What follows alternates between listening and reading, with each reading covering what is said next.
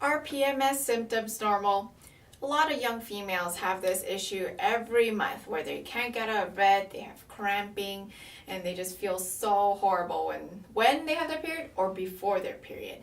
Today we're going to talk about if that is normal. I'm Dr. Carrie Lam, and this is Dr. Michael Lam, my father, who is an expert on adrenal fatigue. And so we'll talk about how PMS relates to adrenal fatigue. First of all, what are some common PMS symptoms that you see a lot of? It's very common during the kind of the premenstrual period, could be 3 or 4 days before the cycle actually begins, is to have experience of bloating, irritability, water retention, engorged fingers, for example, problem sleeping, acne. So these are all very common symptoms of PMS. Mm-hmm. And why do we say that PMS symptoms are not normal? Well, if you truly understand the root cause of the PMS, it can be traced fundamentally to hormonal imbalance, specifically excessive amount of estrogen and the body not having enough opposing hormone to normalize it. So excessive amount of estrogen can cause these hormonal imbalances and these symptoms, because estrogen is by definition an anabolic type of compound that causes the body to be in an excitatory, what we call anabolic mode. So that's what these symptoms represent. Anabolic means building. Building. Yes. Creating. So the body is always in a building, anabolic and a catabolic process, and this balances itself. If one is more than the other, then the body has symptoms in order to warn you that it is off balance. Now, usually the body self-regulates. Again, this is when, if the body has lost its regulatory ability, then becomes lopsided, and that's when these symptoms comes on. So let's talk a little about the estrogen, and you said the opposing hormone, which would be progesterone, right? Correct. What is the normal levels in a cycle? It really varies, but just a run through of basics. Well, when during a 28 cycle, the first is that after you shed, everything starts from a baseline, and the estrogen start building up until the mid-cycle, and then it's kind of having ovulation, and then it kind of drops off, and then it kind of builds up again towards the end of the cycle. And from the mid-cycle on, the progesterone levels start to rise in order to prepare the womb in case you get pregnant, or if the pregnancy failed to happen during the time period, then it also slough off. And the sloughing off together of the progesterone and estrogen in a very simplistic way causes a menstrual cycle to happen. Mm-hmm. So PMS, premenstrual symptoms, so usually happens before the period. Yeah. What happens? A few days before the actual sloughing off, or the day one of the bleeding, the body goes to a preparation stage automatically. And the way the body does it is to put out enough progesterone after it looks at the estrogen load. You see, so if this process is not balanced, for example, if the body is not able to put out progesterone, then you have an estrogen load that's higher, and so therefore you have more estrogenic type symptoms. Okay, so this can be a common cause of PMS.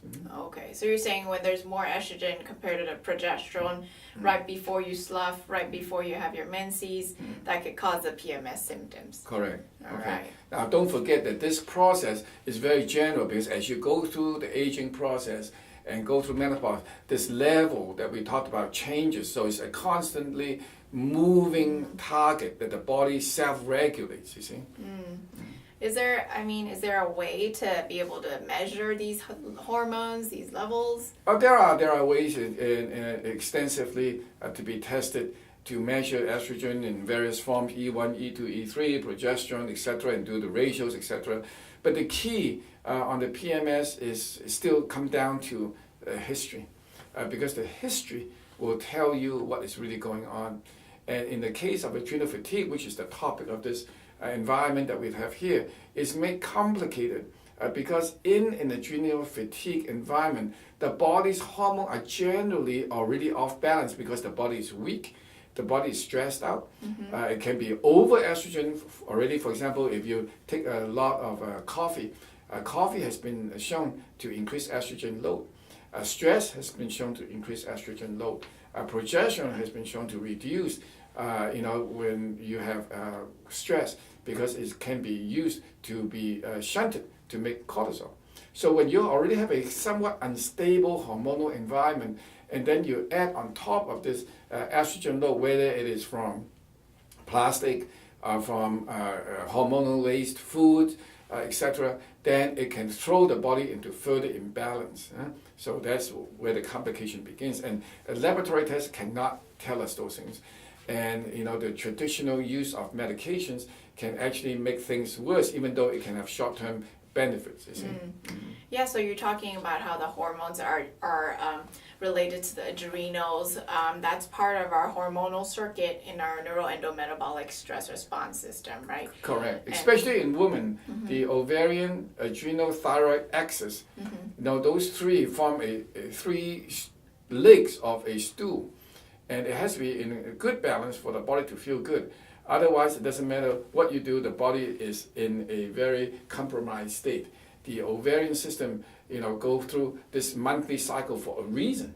And then that reason is to balance the body and get rid of the hormones that is not belonging in there when there's no fertilization and no pregnancy. And so this process must be allowed to carry on. And over the years and the centuries, this has not been a problem. Because our environment has been natural, our food has been pure, and so it's until the last 100 years, 50 years that this become a big problem, because what we are taking into our body is actually not well balanced. Right. So it is very important to know that if you have PMS, it might not just be a hormonal issue from the ovaries. It could be adrenals, it could be your thyroid. You want to make sure you get that all checked out by your doctor first, right? Yeah, and unfortunately, conventional tests sometimes cannot solve all the problems. And even if it is tested by your regular doctor as, you may need some hormone replacement, that may or may not work. Oftentimes, a lot of adjustments is necessary, and sometimes you can actually get worse. So if you are not feeling better, for whatever reasons, you need to go back to your doctor. And if there's no solution, and you feel that your body is trying to whisper to you that it's not happy, then you got to find a way to look for the reason, because the reason is there. Whether you find it or not is up to you. Yeah, so definitely find the root cause of the problem, and make sure to like and share our video. We are so happy to do this for you guys, to teach you about PMS, and if you're going through this, we want you to feel comforted to know that there is help out there. PMS is such a debilitating situation, as I mentioned, but it need not be. There are ways to figure it out, and the body does behave logically. So let's not assume that the body is defective, so to say, when in fact, perhaps it is our inability to see and sense the signal that causes a worsening of these issues.